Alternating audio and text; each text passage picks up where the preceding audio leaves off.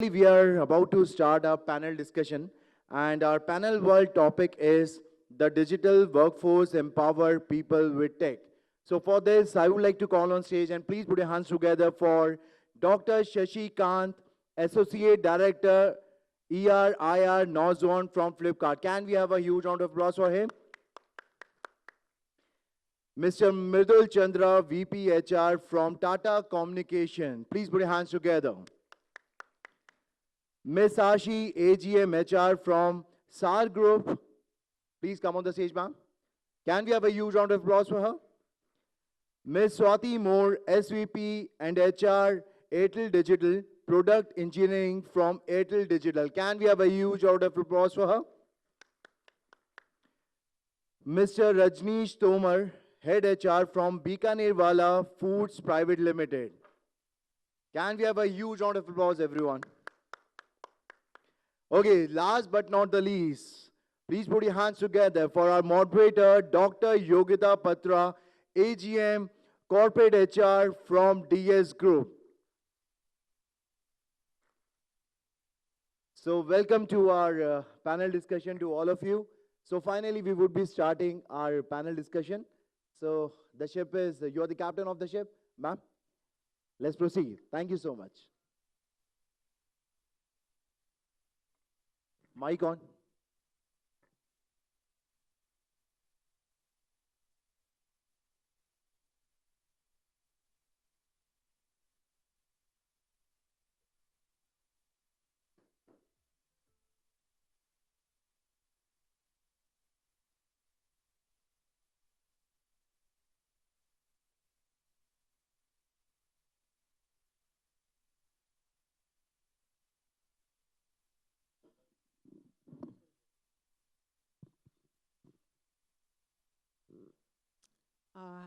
Yes. Good morning, everyone, and thank you so much for coming in right in the morning to hear us. As much we are excited to share our thoughts, I would like you also to participate, though we don't have a lot of people here, but I would like the audience also to be part of the discussion. It's not that we are the ones who know all of it. We are here to learn as much. So I'll quickly come back to the topic in hand that we have today. Technology.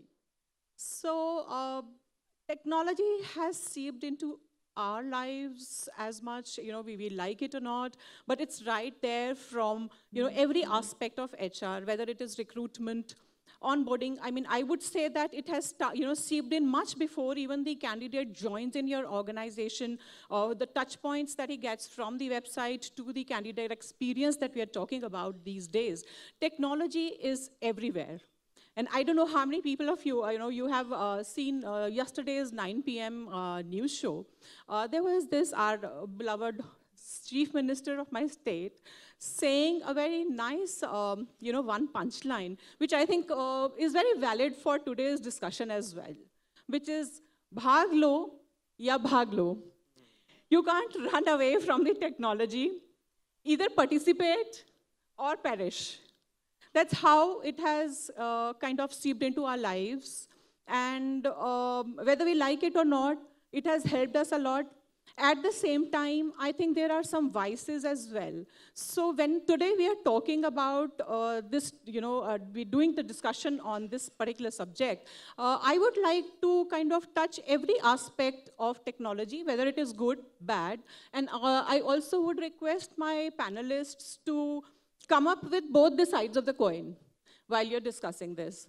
So I would like to kind of touch each and every aspect of HR, whether it is recruitment, employee experience. So let's try, kind of touching all the facets where we find technology helping us, where we find technology really not helping us, and where we need to put a borderline that this is where I put a hard stop. And this is from where my human intervention is going to start, right?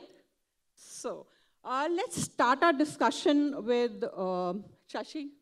Yeah, right. So Shashi, I would really like to understand, what do you really mean by the concept of digital workspace per se? Okay.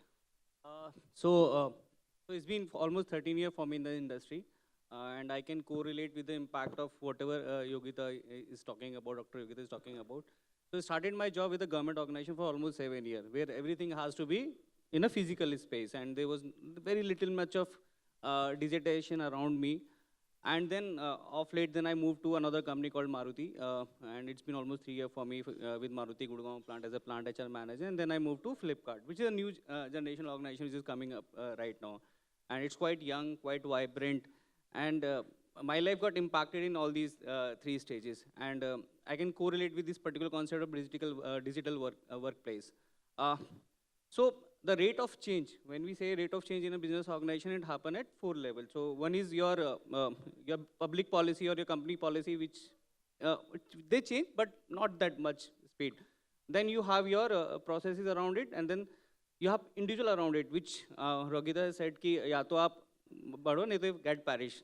So individual also trying to change, but the rate of change is quite high compared to these two. And then last but not the least, which is really impacting all of us, is technology. The tech is changing like anything. So whatever you're doing right now, probably next 5 years, it will become obsolete. So let's say we didn't upgrade or upskill ourselves, will be obsolete in the industry also. So every time there's a, I will not say it's a threat, it's a challenge, it's an opportunity. And at the same time, so you have seen LinkedIn, Facebook coming in 2004 and 5, and all these digital platform also came in place, and similarly organization also try to implement ERP, SAP and all those kind of things within their organization, where they're trying to capture all their data in a digital form.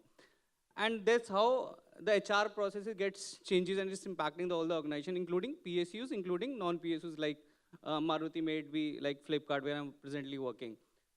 And people are talking about, you know, we are in a digital era, and the people who are working with us, they have to be smart. It's not about HR itself. For HR, it's become much more challenging. The kind of workforce they are having, they need to upgrade them. They need to upskill them. They need to make sure that they learn, unlearn. At the same time, they keep innovating themselves in the tech world.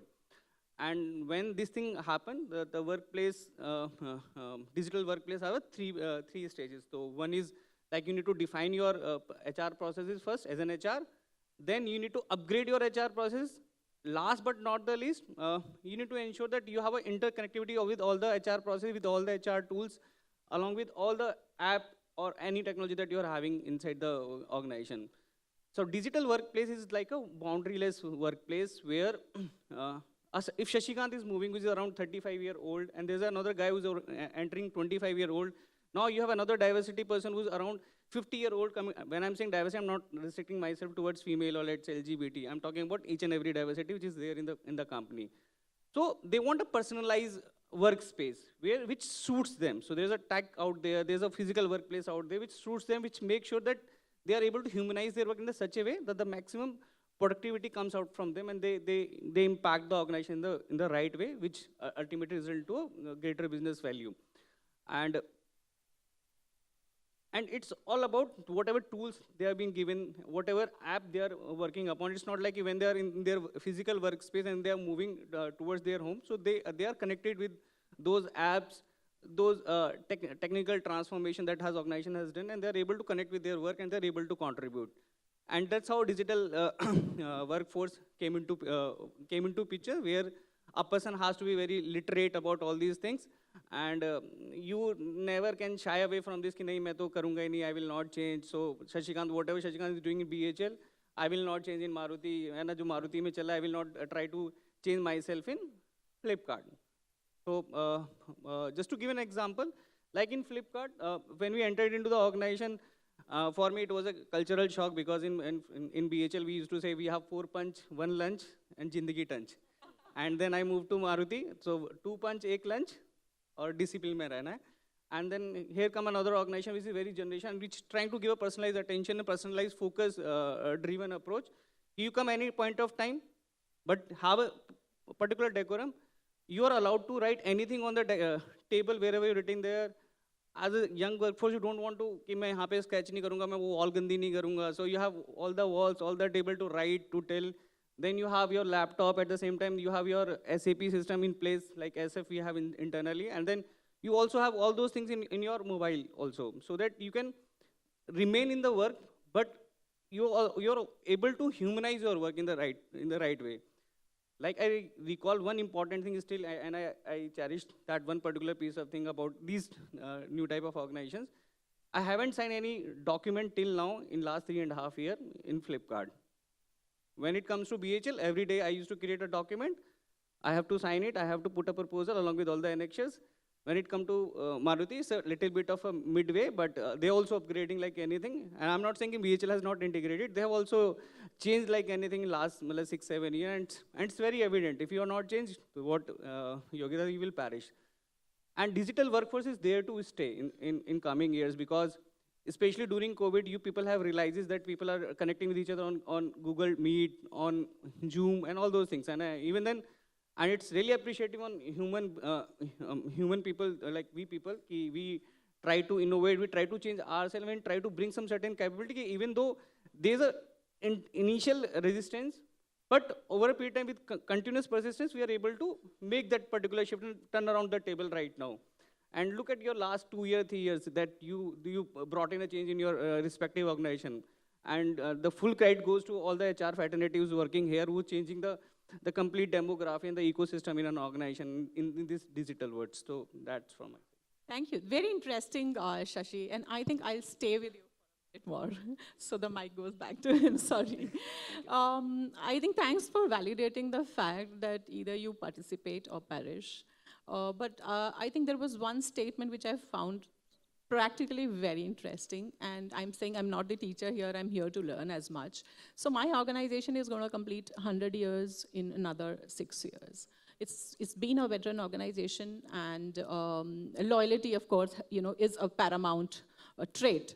So you have, you said like you find HR being one of the sandwiches where you have a young guy coming in and then you have a veteran who refuses to change. So I am sure Flipkart, you might not be facing as much of that kind of a problem, but from your previous organization, if you could just give me, how do you manage that? That's very interesting for me to know. So as in, so it's not an individual friend, on a personal friend. I'm just sharing my own experience. You may differ with my opinion, okay? So when I say the kind of working that we used to in BHL, it's a completely bureaucratic kind of culture. So let's say if I have something urgent to discuss with my general manager, let's say I was taking care of IR and some certain critical matters, and I need to have a discussion with my GM HR, I need to take an appointment with his staff officer. Unless he gives me a time, I cannot meet my GM. I cannot call them on their mobile phone, even that those mobile numbers are available in telephone directory. Because there's a clear no. You cannot call your seniors on your mobile phone unless they allow you. Second thing, when you talk about the work, so the traditional organization, especially the people who are from quite old, I'm not saying I'm not taking any credit from themselves, because the experience plays an important role. So some assignment given to me, so what does it mean? You need to have maximum number of slides. So if you're able to make 40-50 slides, you are creating an impact within HR, okay? When I came to Maruti, they were telling me it's a Japanese company, you have to bring all your thought in one A3 sheet. So all the conceptualization or your action plan has to be in one A3 sheet, and you are allowed to meet your directors, functional directors, including the business directors, which is an open office. There we used to have cabin, here we have to have different kind of things. Now coming to Flipkart, it's a multi-generational workforce right now. It's a quite, the average age would be somewhere around 30-35 years, but it's not like that we don't have people in mid-50s or let's say mid-58 or 56, we do have. But the organization culture plays an important role. I never find that these people are not young. They bring the same vibrance like abhi room mein baithe ho, so you people also give the same vibration. I didn't feel that you people are not quite young. Age is a factor, okay? But it doesn't matter that the person who are able to upskill, the person who are able to give deliverables, even a new workspace is there. And even in digital era, I have seen people, so there's a multi-generational workforce which is coming up. There's a problem of ageism is coming up, but still I find the people with their experience, they are able to change themselves, and at a certain point of time, they are able to contribute with the young workforce. And the best part is that the older people, I'm not saying the older people with their thought, I'm saying with the age, but with young thought, young mindset, they want to contribute to the organization by participating with these young minds. And you as an organization should allow them to have the right freedom to express in a certain manner, maybe they are lower level employees, maybe they are mid level, it doesn't matter. If any person who is just an entry person and he can give a good suggestion, we can change the landscape of your working, that should be appreciated then and there on. Perfect. So that gives me a lot of hope. And I think what I have picked up from your conversation is the culture. The culture change, of course, a lot of patience is required. But I guess the more intake of young and vibrant people you keep taking in, the more faster your culture will start changing in. And I guess a little bit of hand-holding with the old people. But at the same time, it's an organization responsibility, especially HR, in building those capabilities and making sure that nobody get obsolete, because it's very much important as a guardian of the organization. Whatever the workforce we are having, so, and you need to acknowledge these things, that whatever they are doing right now, whatever we are doing right now, 5 years later, everything will change. Perfect. So you need to anticipate the change, you need to understand what skill set are required in coming years, and you need to make sure that these people possess those skills. If they are not having it, make sure that you have something in place so that they are able to learn, and then you push them like anything, so that they remain relevant throughout their life and throughout their corporate life. Perfect. So it is going to happen. Thanks so much. So we have a very vibrant, panel. So I'll jump on to Swati first. And Swati, so, how does one enable a shift? Now we're talking about culture so much. So how do we, switch to a digital culture? How do you think that, we can enable that culture? How fast we can do it? Plus, what do we focus on? We focus on people, whether we focus on a top-down approach, we focus on technology. How do we move to that culture if it is not very prevalent at this moment in the organization? Hi, good morning all. And thanks, Shashi for sharing your views earlier and touching on a little bit about the culture. But do we have a mic in audience too here? I'd just start maybe with a quick question. All of us are very familiar with certain names in the so-called digital space. Google, Netflix, Amazon, Microsoft.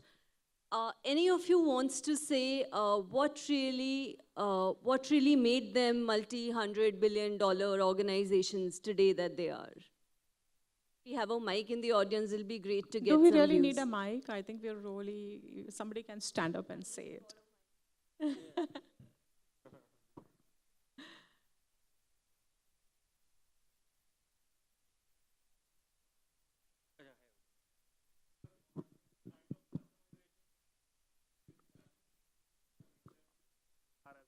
You'll have to, say it again. Sorry. Yeah, for everybody, if you can repeat, please, quickly, it'll be very useful. So the kind of customization and the kind of quality of content that they are delivering and the variety that they are not focusing on a certain group of people, they have customized, they have individualized also the kind of content they are providing. So anybody and everybody gets glued to it.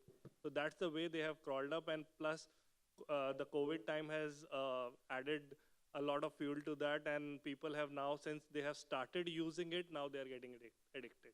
Thank you. What's your name? My name is Mohit. Thank you, Mohit. Anybody else?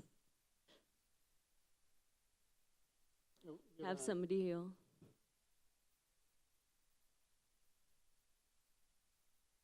And he's... Yeah, am I audible? Yes. Yeah. I think their ability to reinvent, to incorporate the changing taste of customers, be it a new line of series that they're incorporating, or even playing along with the duration, for instance, short movies, or, just a couple of events, and then they leave it at that. So I think the ability to constantly reinvent and have a good pulse of the market. Thank you. Thanks. So let me get to the point I'm actually trying to start this conversation with. Many of these iconic organizations which have really disrupted the digital space, which have really made it big in the technology digital world, the very underlying fact that has led to the success that they've seen today, I think, is a sense of purpose. And exactly to your point, Mohit, where you were saying, what customer wants today is not a cookie cutter sort of a solution, a very personalized. And a lot of these organizations were driven by a very strong sense of purpose. So naturally, it sort of, it fuels, it accelerates, it establishes the need for growth for some of these very big names that they already are. I think to your question, Yogita, what really needs to build a digital culture, and digital, to my mind, is not a bugbear anymore, right? All of us in some sort of a space are experiencing digital in our daily lives. You start your day with mobile phone, possibly you end it with one, but I think if an organization is set out with a strong sense of purpose of what it wants to do digitally, because the customers around us have changed, have evolved. India is one of the most youngest countries. Our workforce has a lot of millennials, Gen Zs in it. There is no way that we can stay aloof from digital and aspire to be a future-ready organizations. So I think some of these organizations we earlier spoke about saw it very early, disrupted at the right time, and today they are where they are. So just establishing what is my purpose first, digital later, is how I would say. If that's clear, that's your first step to getting very ready on building a strong digital culture in the organization. Once that's done, I think a couple of quick things I would like to say is enabling the right organization. By that, I mean the leadership. Getting the right set of leadership so that you can drive that purpose really well. In some of the, I'm assuming here the audience would be a mix of the pure play tech organizations and, like we said, certain organizations which are now starting their journey towards digital. I come from a pure play telco till a few years back to somebody who's now playing in the zone of being a techco from a telco, right? So getting the right leaders, the right skill sets on board who can really live that vision that you have on your digital agenda is the next thing that I think is very important to get your culture right. The third thing I would say is the mindset per se. Traditionally, failing is such a taboo, right? You don't really want to fail. You want to succeed on everything. My monthly targets for the sales, overachieved 150%. My cost savings, overachieved, minus whatever, 30-40%. Digital space is a little different. It is all about disruptions. It's all about fail fast. How quickly are you able to recover from failing? How quickly are you able to retrospect and again come back to inventions and disruptions?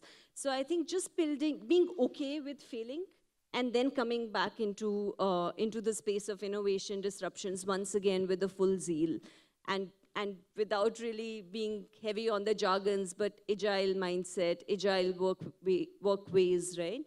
Your stand-ups, your retros, all of those are ways to enable that within an organization.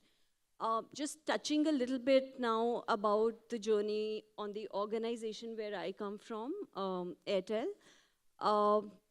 We're already about 1 lakh crore over revenue organization, very big in the telco space. I think for us, we realized somewhere around 2015-16 that being a dumb pipe doesn't make any sense anymore. We need to have our share on the digital space, and rightly so.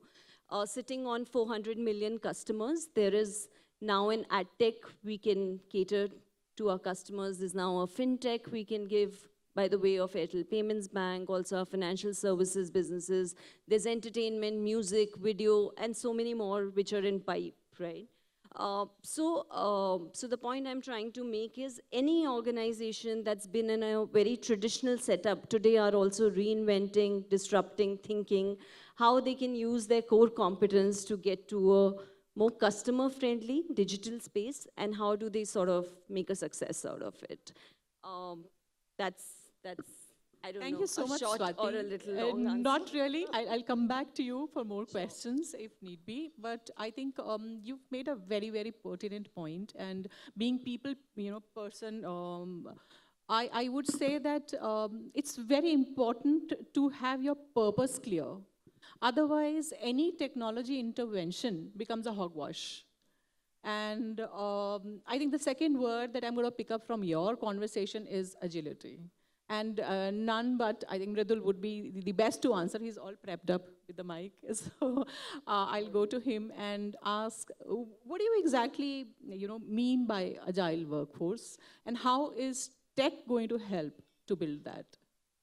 Thank you. Thank you so much for the question. Good morning to the audience sitting here. Thanks for coming early in the morning. Good morning to all my fellow panelists as well. Just a quick introduction. I come from a company which is part of Tata Group. Tata Communications is what I represent here today.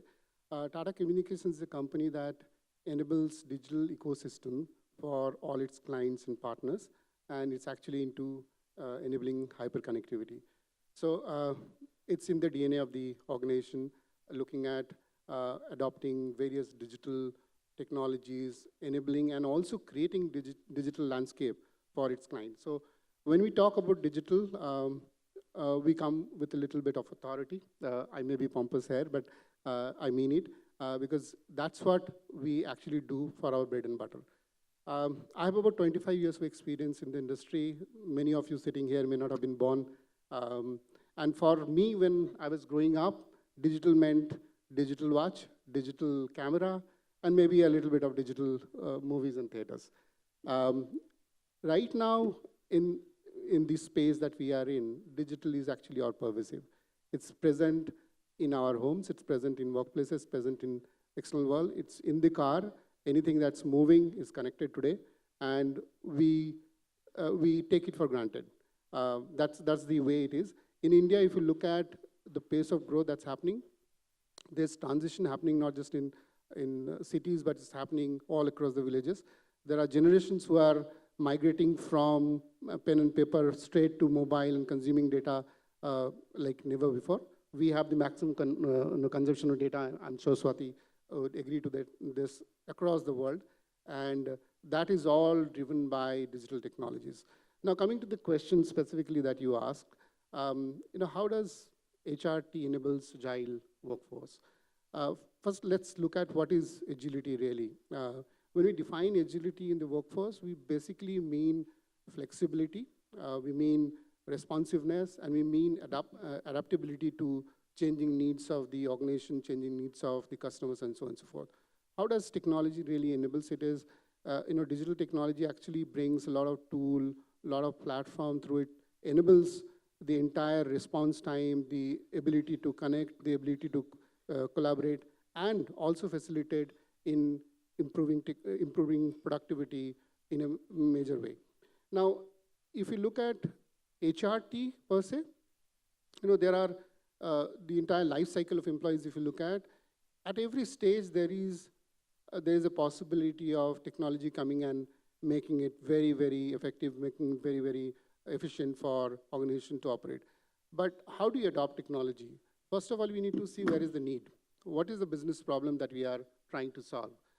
Without that being very well defined, any adoption of technology will actually look like it's a fancy thing that HR is trying to do. It doesn't really add value.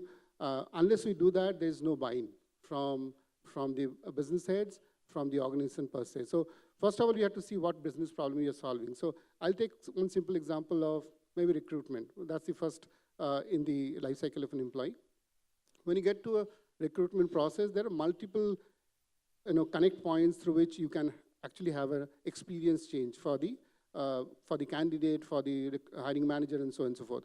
Everyone is today looking at a experience which is absolutely consumer grade. So how do you make it happen for the hiring manager? What does the hiring manager expect? He expects a source of profile or the number of profile which enables the maximum throughput. So if you give them 3, it should actually lead into 1 or 2 conversion from that. So the technology platform that you need to deploy, it should be able to screen profile in such a way that it actually identifies the right fit for the role. And if you are looking at various other aspects, for example, you're looking at diversity, you're looking at maybe location, you're looking at the right fit financially for the role, all that intelligence from a data source can get into the system and enable that AI-led technology to actually create a profile which will go and straight away meet the requirement of the role. We are talking about a stage using the technology where we don't need recruiters. We possibly even don't need hiring managers. We can actually reach there. If the system becomes that intelligent, and AI has the power through multiple years of learning, it can actually create that kind of an experience. That is what the possibilities that technology bring to us. I'll give you another example, and this is more about, last couple of years we have gone through a huge attrition, right? And everyone is struggling to see how, and we are not done with it yet, but everyone is struggling to see how we can manage attrition. Is there a way technology can actually predict attrition? And this is possible. You use a lot of data, both structured, unstructured. You pick up them from various sources. You will have leave system, you will have performance management, you will have learning data, you will know what the managerial effectiveness scores are. All that data can be synthesized by technology to actually look at predicting attrition in the organization. We have been into an experiment right now using this big data, and we have reached a stage where we are able to predict 67% of attrition in the organization. That's the beauty of technology. So we have to see what business problem we are solving. If attrition is a business problem, are we able to create a solution using technology? That's where the whole adoption will happen. That's where the agility comes. Because you are not getting guided by what's happening in the marketplace, but you are actually trying to solve problems which are upcoming in the future. And there are many, many applications in learning and development. Some of them were touched upon by Ashish, which can be platform-driven. Learning can happen anytime, anywhere, at any device, at the preference of the employees themselves. So I can go on and give you many more examples, but to my mind, if you have to really look at a workforce that is agile, you have to actually enable them to use technology in the most productive way, enable them to connect from anywhere that they wish to, and also ensure that all the types of work mode, which is hybrid, which is remote, which is anywhere, and from office, all of them synchronize and come together in one platform for them to collaborate together. That's where I like to stop right now. So connect and interact for productivity, that's what you said. So while you have very bravely acknowledged yourself as an antique with your 25 years of experience, you don't look like one. So take it as a compliment first. Thank you. And secondly, with your 25 years of experience, I would like to know, what would you bet on if the solutions are available in the market, or when you talk about tech, cheap, costly, small, big, all of it. But what do you bet, when you have to convince the organization, your management, to invest in tech? Is it easy, difficult, manageable, but how? Yeah, I think that's a question that all of us struggle with, because, the capital will go where the maximum return is, right? So we need to understand that business is looking at growing fast, competing in the market, and therefore, how do we get a share of the capital that we can actually enable them to grow fast, right? So from that perspective, we need to understand intuitively what is the business problem that exists today. So I think you were talking in our discussion room earlier that you joined the organization for the workforce planning. Let's start from there. If the business problem is, how do I have a workforce which meets the requirement of my business at the right cost, and also we have the just-in-time supply.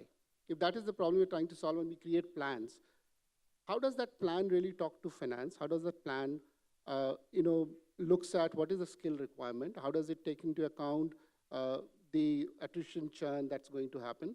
And it also looks at various other aspects of the whole life cycle of an employee, right?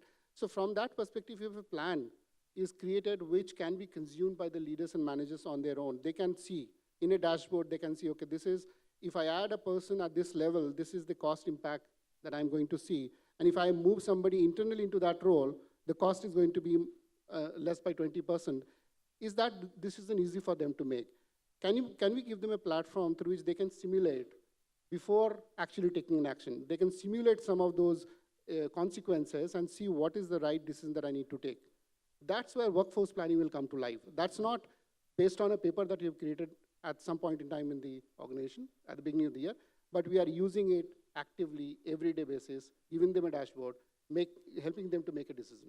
That's where they will be interested in giving money for the technology. Can't really agree more on this with you, Mridul, because data-driven, And if you're able to prove the ROI, that this is what we're looking at, this was what it was, and it is how it is going to be, and how it is going to impact the organization, whether it is tangible or intangible, and that's different.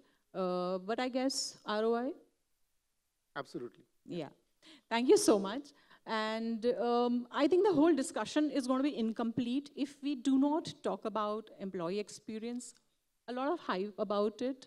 And I would like to invite Rajneesh to talk about it, that how do I choose my technology to impact all the essential elements which can be possible for employee experience? Yeah, hi, good morning, all of you. So, Yogita, if I say employee experience, it is the entire, or I would say overall experience, what an employee have from the employer, from the day one of onboarding to the last day of employment. If you offer an fabulous employee experience to the people around you, it not only foster employee engagement, it foster the performance, and it foster the engagement with the people. And eventually, it bring to the more profitability of the company. And if I talk about technology, each one of us in the room are all our HR professionals, I could make. On every single day, we are bombarded with lot many emails, wherein every now and then, every new startup is there, or if not startup, we get to have some or other technology being introduced on the email. In fact, I get lot many emails, I get lot many phone calls to have a demo for what all technology are in place in the market. And going with Mridul's point, I would say don't jump on the technology, what all are available in the market. First of all, see the need, what is the need you have. So if I talk about, if I'm feeling thirsty, right? So I need to have a thirst first of all, before I choose whether I wish to go for Kinley or any other brand of water bottle. So I need to have, first of all, very defined and clearly defined need. That what is the need I have, and more than need, what is the culture? Whether I have people, whether I have promoters, or whether I have colleagues who really gonna adopt the technology. If I talk about my organization, we are a pure promoter-based organization. Bikano, or I would say Bikanervala. So we are ages-old organization which started its operation from Chandni Chowk. So people still call us halwai. Let me be very honest. That we make rasgullas and rasmalai and bhujiyas. All right. So people We love you all. Don't say that. We can't. I mean, at least Indians can't live without it. So very proud of you. so nice of you. But again, when we have people joining from PepsiCo or Wrigley's or Britannia, they, of course, they sometimes say that, of course, we are halwai or we have a different side of culture. So going back to the question, you have to first of all see what is the company's culture, and whether your team or your people whom you would like to have an advantage from the technology, whether they are adapted towards taking it. So culture plays a very important role. And going back to the question, we have lot many technologies available in the market. And it's really difficult because of solving one need, one solution, or one problem, you get to have lot many service providers available in the market. And, or I would say, I could correlate that when I was a kid, I used to get 5 rupees as a pocket money for a week. For a week, I used to get 5 rupees. So it was difficult for me to go to bakery shop and get to have the kind of product what I want, or the kind of sweet, the kind of varieties I want in those 5 rupees. So it's a similar case over here, that lot of softwares, lot of services are available which offer unique blend of services. So it's really difficult. However, I would say when you choose any product which talk about enhancing the employee experience, first of all, the major thing you have to see the user friendliness, that the software, the technology should be user-friendly. It should not be difficult to operate, otherwise our mind is like that. What all complex thing we get to see, we avoid it. I would say maybe the question in mathematics, right? Majority of people, they tend to ignore, they tend to avoid what all things look complex or sound complex to us. So it should be very, very, very user-friendly, which is very easy to operate like a cell phone, right? So we all like to play Instagram, Facebook, or any other application wherein we only have to scroll down and it gives us the personal experience. And let me just give you one of the more example. 12 years back, one of my colleague, she introduced me to WhatsApp. So initially I didn't like it. I thought it is more like Gmail. So wherein you have to send a hello and hi, and Gmail offer you the same purpose. So when I got to use WhatsApp, I liked the interface, and eventually or uneventually, I started following it. So this is what happened. If you have any application, any tool which is user-friendly, it makes the journey of transition not only smooth, but make it more adapted. Otherwise, if it's complicated, you lose to not only reduce attention, but you lose to have low performance also. And apart from that, I would highlight over here that of course, now we talk about all the days about the analytics and data. So the software, the tool should give you those insights what are not visible to you, because the data defines what action you're going to take. Action going to take towards the improvement of the employee experience, towards the improvement of organization. So the software, what we talk about in terms of enhancing employee experience, it should give you those insights, those data, which give you the new dimension altogether towards increasing the employee experience. And more than that, Yogita, I would talk about in terms of the adaptability, that's somehow different from user-friendly. Wherein if I say adaptability, it should cover all the audience of your employees, right? Not only the white-collar worker, but the blue-collar worker. They may be in the factory, or maybe the sales professionals who are into the remote location, who are in the villages, who may be 12th pass, or maybe the graduates. And not only that, the software or the tool or the application, it should have a feature to cover the workforce which are specially abled. The workforce which are specially abled, so the tool should have those accessibility which cover all my audience. Otherwise, it's going to be a failure on the organization part if half of my audience, if half of my employees going to use it and half would not. So this is how I would like to talk about. Perfect, perfect, Rajneesh. And I think I'll just add my 2 cents to this, that again, coming back to the tangible and intangible things.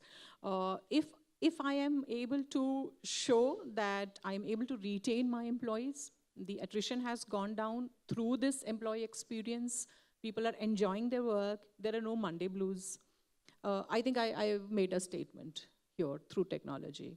So before coming to you, my dear, I think I'll snatch the hindsight of being a moderator is you don't get to talk. So I'll snatch my 2 minutes here. And I think this whole discussion cannot be complete without talking about ChatGPT. We're hearing so much of noise about it. And I am a sucker for, people. When we're talking, we are people persons, and we cannot ever take human out of the human resources. And, how can we even ask this question whether ChatGPT is really coming for our jobs? Because I'll just give you a simple example. I have tried it myself, and suppose I have to write an email on a topic DI to my team, and I ask ChatGPT to draft me an email. It does perfectly well to the precision. I'm happy with the email, and I happen to send it to my team. Now the ripple effect is going to be, see, ChatGPT is a machine. It is telling you the most perfect solution at that point in time. But When I'm going to send that email to my team, they are going to read it and say, this does not belong to Dr. Yogita. She's not that person. If I have not internalized the whole concept, if I'm not using it into my own organization, those are flashy words that I'm sending out. Does it even give a good picture of me as a boss? All of it is going to sound fake. So what Rajneesh just said, that don't jump onto technology. What is there to fear? And how can we lose confidence as human beings? Because that intervention is not going to end even if a whole lot of technology. Until and unless ChatGPT is going to become Dr. Yogita, it starts thinking like me, which it cannot. It is only giving you a perfect solution. But then you need to look at the contents of the email and then send it out because you are sending it. So I feel that there is nothing to really worry about technology as long as, we are humans, as long as we're, the ChatGPT is not going to become robotic in terms of being personalized to a human. I think there is nothing to fear. And the similar instance we did in, I'm leading learning and development in my organization. And we are using AI and ML-based tool, wherein the courses are aligned to individual profiles by the robot. But then before even applying that blindly, I think a whole lot of homework, a whole lot of data, a whole lot of spreadsheets, a whole lot of look into the profiles of individuals, a whole lot of futuristic profiles that they are might be ending up doing. We did that, a whole lot of discussions, talking, to the extent that I went into the depth of making TNIs manually first, and then matching it up with what AI did. And just to gauge how precise it was. So we can't just stop using our minds when we are really talking of technology. Technology is just a solution. It cannot ever take the human out of human resource. I think that's what I exactly wanted to say. And Ashi, I think I would love you to kind of sum up the whole discussion on this piece. And what are your views on this? Thanks, Yogita. Hi, good morning, everyone. It's very interesting to be here because 75% of my career today has been into transformations. Various organizations, various sort of transformations I've been a part of. With my experience, all I can say is identify what is a purpose. And, identify, is it going to be tangible purpose that you're trying to achieve? Or is it something intangible that you're trying to achieve? Use a lot of data, and I've seen, with multiple transformation projects, I've seen organizations, before you embark on this journey, there's a lot of homework that we just spoke about, Yogita, that needs to get into it. We did speak about data-driven, we did speak about being organization agility, which has to be into place. All of that has to be kept in mind. Understand why we are going to be into this journey. Is there a revenue enhancement? Is there a process excellence? Is there a people or a customer experience that we're trying to achieve? Don't just jump into it because everybody else is doing it, and I have to compete with certain set of big organizations which are in my space as of now. Identify what is the purpose, and I think Swati did touch upon it initially in a conversation on this. So identifying the purpose along with the top management is another key critical thing. Use a lot of data. Like I said earlier, organizations sometimes take about 12 to 24 months of homework before you embark into something like that. It's a commitment. It's not something you have started doing today, and that's why I always say buy-in from the top management is very important. And I would go to an extent to add on and say, not just with the top management, make sure your entire leadership line is aligned with it. Till an N-2 level, and when I say N, it means the CEO level, your HODs have to be aligned with it. Otherwise, the whole people experience, people will not be involved into it. Do a promotional buy-in with people. That's very important. And I think Shashi did touch upon it. You know, you cannot leave people behind to say, oh my God, we have started on with a digital transformation journey or any other transformation journey for that matter in an organization. Make sure people buy-in is very important, especially with the HODs. For that purpose, even if we have to go for town halls, we have to go for e-learnings, we have to go for a lot of online platforms, chatting with your MDs, CEOs, dedicate days and timings to it, and then get it rolling in. Point number 2, make sure there is a base work ready in terms of the processes which I have learned, even to that fact what Rajneesh just mentioned. Make sure there's a base work of the processes that we are talking about. If your base work is only not there, trust you me, we're going to have a lot of bottlenecks coming in. And to correct each bottleneck, we will have to go back to the basics. And I think being in HR, we cannot agree to it more, how important our basics are. And that's why even when we onboard, we have a process of an interviewing, selection, employee file being created, whether it is digital or offline, either ways. So make sure the basic processes are put into line so that we don't have bottlenecks once we have started on with that journey. It'll be far lot more easier.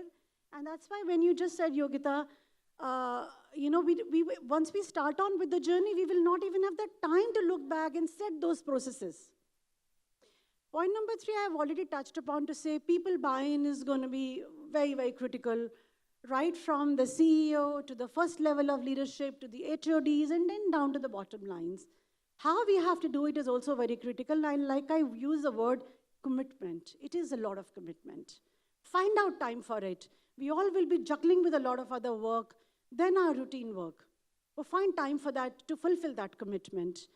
Another important factor that I have just learned to what Rajneesh was saying was identify if it's going to be a making the organization journey for us, or is it something that we're going to be buying from outside? Do we have the skills in hand in our office? Have we identified a transformation core committee team? Now, they are the people who have the skills at hand for us. And they are the people we're going to be going back to, should we need to, whenever we need to. Our weekly reviews are going to happen with them. So identify that team. Identify who all are skilled in this. And trust you me, break the levels here, break the grades, break the monopolies of leadership around here. Identify at each level, and that's where the buy-in would happen very easily for you. If your team is comprised of people from all levels and all fields and all industries and perhaps all departments in an organization, and if you don't have that, that's fine. That's fine. Identify that you don't have it and buy it from outside.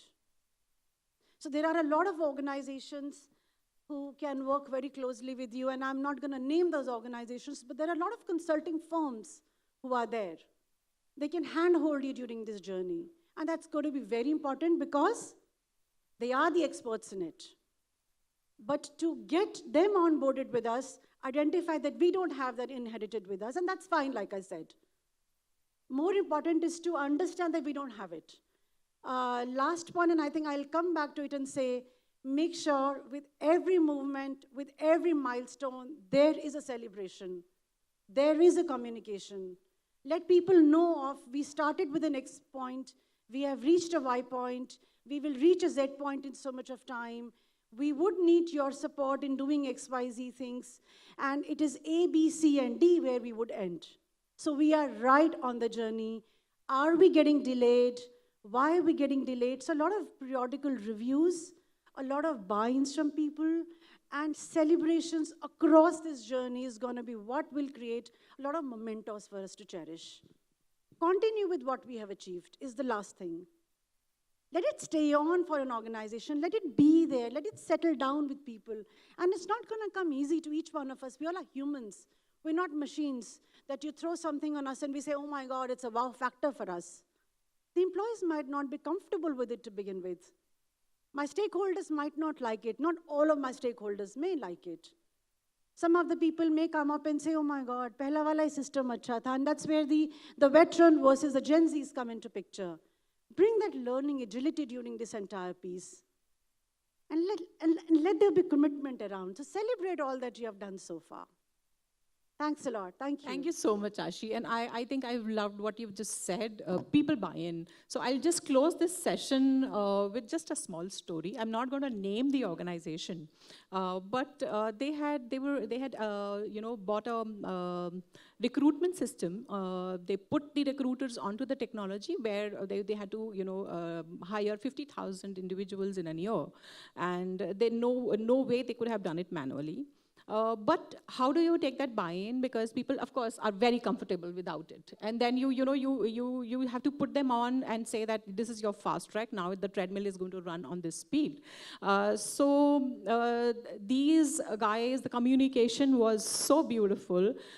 They had made a Batman and standees, and they had named them Hire Man.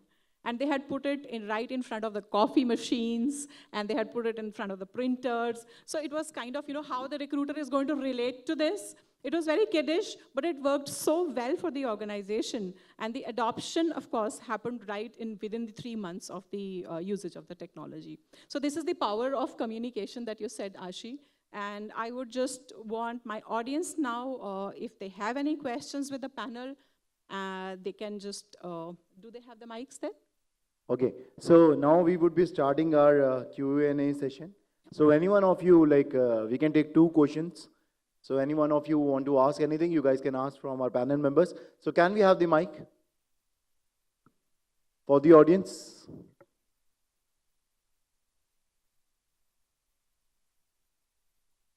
And I'm going to ask one from the audience. Any one of you, you guys can raise your hand. Okay, can I? Yeah, sure. All right.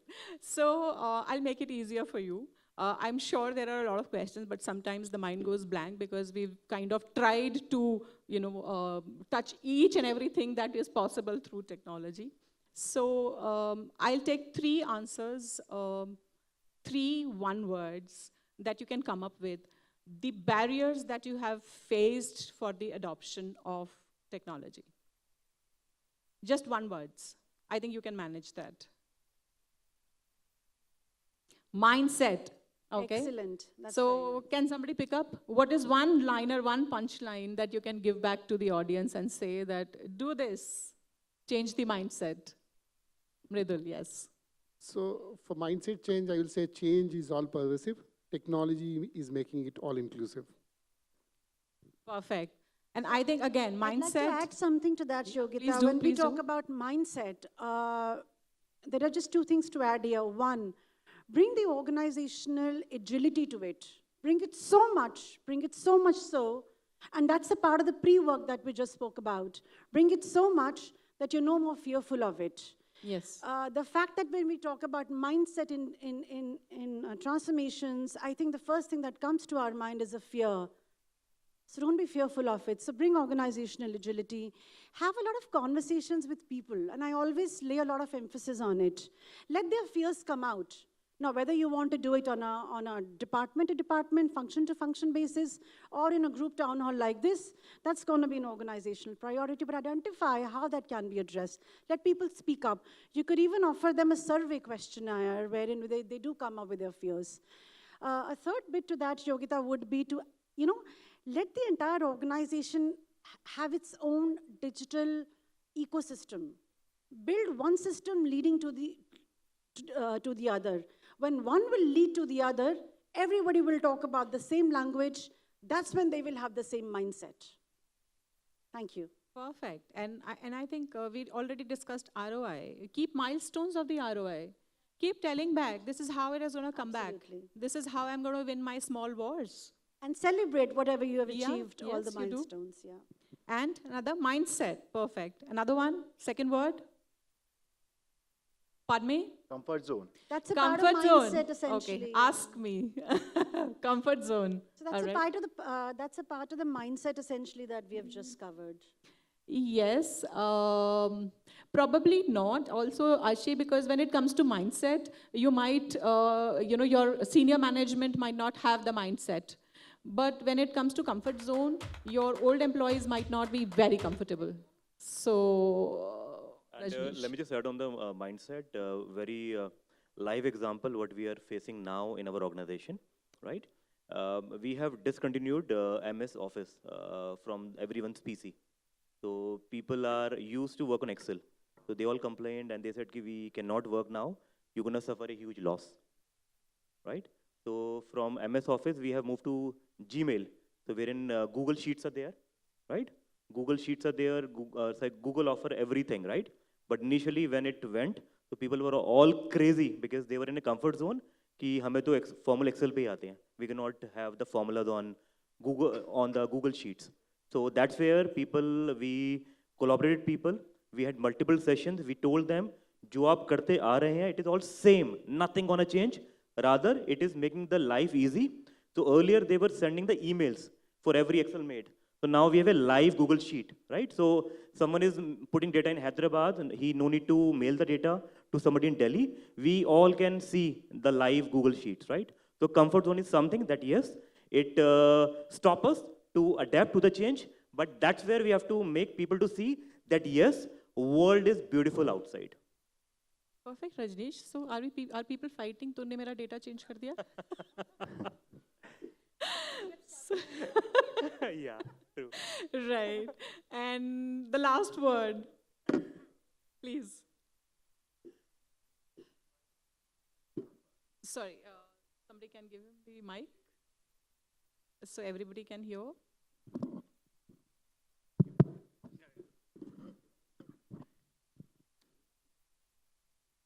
Check. I liked what Swati had said initially in this presentation, talking about failing quickly. And it was something that I experienced at, visiting the Google head office a long, long time ago, and where they write on the walls. And one thing that surprised me was the words "fail fast," which is not something you normally come across in a business. So my word is urgency. Okay. Okay, perfect. So, Swati, would you take that? I think, yeah, it's a trade-off sometimes to say, how quickly do I want to sort of achieve results? What is my appetite to fail? Because if you have a very high sense of urgency on results, possibly your appetite to fail will be limited. I'd just make it a little bit more personal on how we are doing it in the organization. So essentially, there are areas of work which we are saying these are more tech-led deliveries that we will do for the business case, right? So there's a whole lot of work which is happening around building right platforms, on billing, on customer experience, on acquisition, etc. And when I said fail fast, I meant that within those iterations of building that technology for a business case, you have an ample amount of space to come back, do a retro, again start the innovation, etc. Not taking away from our bread and butter, which is our essential GTM-led delivery in any organization, really, which is your daily revenues, the daily customer acquisition, etc. that you do. There is a digital space that enables that side of the business too, and possibly, fail fast is as relevant for this side of the organization too, because there are daily deliveries, there's a daily accountability that somebody out there on the field has. But essentially, those are not the best tech solutions that we are creating for that part of the organization. So I would say there's a dichotomy between urgency and how you really need to serve your customer, which leads to certain, I would call it more digitization and automation than actually tech solutions.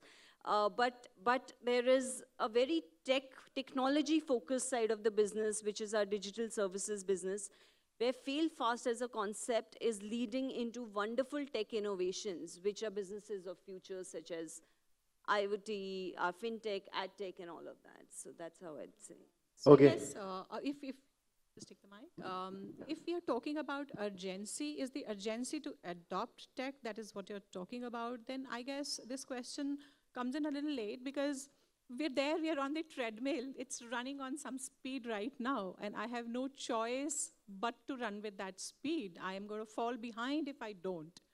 And it's not only the organizations. I'm not able to, kind of retain the talent that I need to be future ready, so to say, if I do not adopt tech. So for me, there is no question of urgency. Like, it's not in my control. I'm there on that treadmill and running.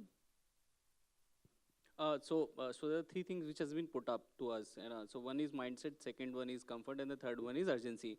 So I try to sum up with certain case. So there's one company called Nokia. You might have heard about it. So it's a company which started in Finland. It's a very small country which might not be having that much population like we have in Delhi.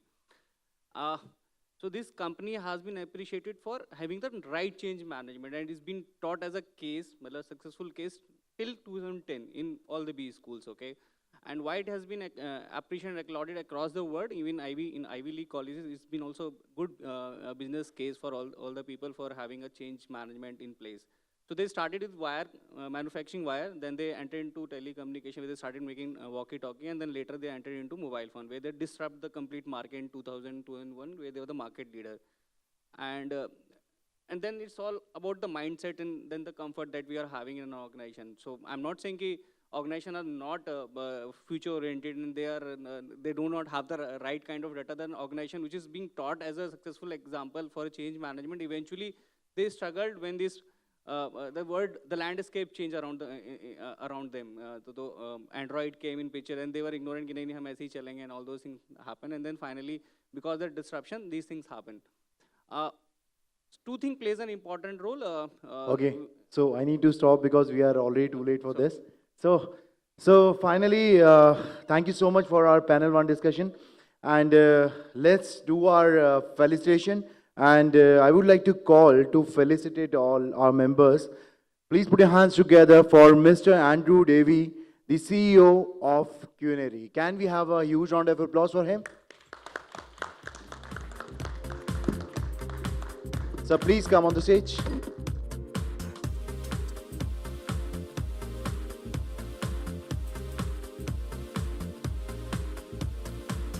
Okay, so now it's time for the felicitation. And so this time I would like to call Dr. Shashi Kant. Please come on the stage. Yeah. Can we have a huge round of applause?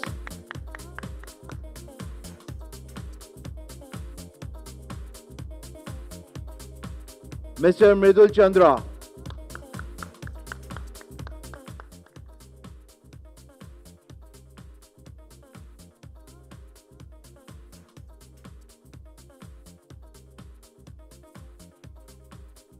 Miss Ashi.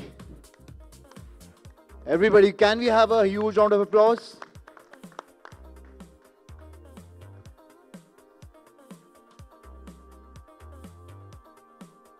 Miss Swati Moore, please, ma'am.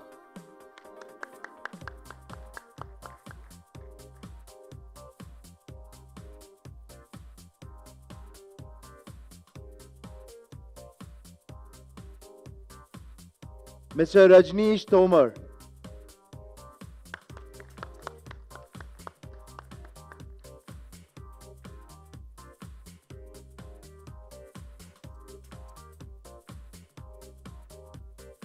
Last but not the least, our moderator, Dr. Yogita Patra. Please, ma'am. Can we have a huge round of applause for all of them, everyone?